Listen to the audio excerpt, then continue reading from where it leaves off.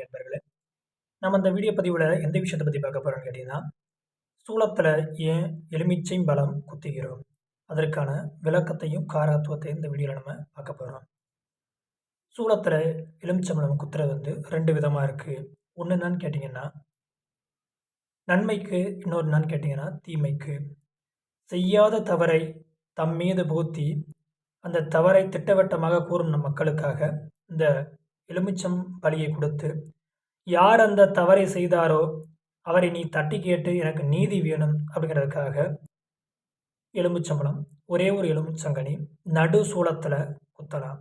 செய்யாத தவறிற்கு பழி சொல்வதற்காக இந்த பழி கொடுக்கலாம். இன்னொன்னு என்னன்னு பார்த்தீங்கன்னா, ஒரு காரியம் நம்ம செய்ய போறோம். எந்த வழியும் தாமதமும் நம்மளுக்கு வரக்கூடாது அப்படிங்கிறதுக்காக, ஒரு சுபகாரியத்திற்காக எந்த ஒரு பலியும் ஒரு செய்யக்கூடிய காரியத்துக்கு கொடுக்கணும். அதுக்காக ஒரு பலிய அந்த காரியத்தை நம்ம செய்யலாம். எலுமிச்சம் பழுப்பதன் சூட்சுமம் என்ன தெரியுமா? சொல்லி பார்த்தீங்கன்னா, சிவன்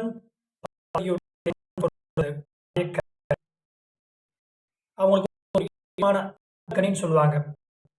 அந்த கனியவே வீட்ல பலி கொடுக்காம அம்பாள் கோயிலையோ இல்ல ஒரு உடைய கோயில்லையோ இந்த பலி கொடுக்கறதுனால வந்து அசை கனியானது செயல்படும்.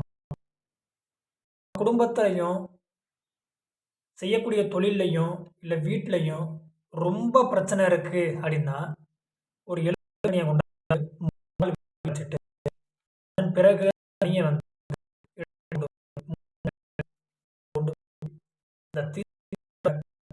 பாருங்க வெளியே எங்களுக்கு தெரியல தீங்கு செய்யணும் அல்லது எந்த ஒரு தீங்கும் இல்லை அப்படி இருந்தாலும் அவங்கள நீ என்ன ஏதுங்கிறத நீ தான் பார்க்கணும். உன்னிட்ட நான் சமர்ப்பணம் பண்றேன் அப்படின்னு சொல்லிட்டு முதல்ல நடு சூலத்துல இதுல குத்திட்டு அதுல குத்தம். அதனால நம்ம செய்யக்கூடிய நம்மளுக்குள்ள தீங்கு நிவர்த்தி எந்த நாள்ல பண்ணலாம் அப்படின்னு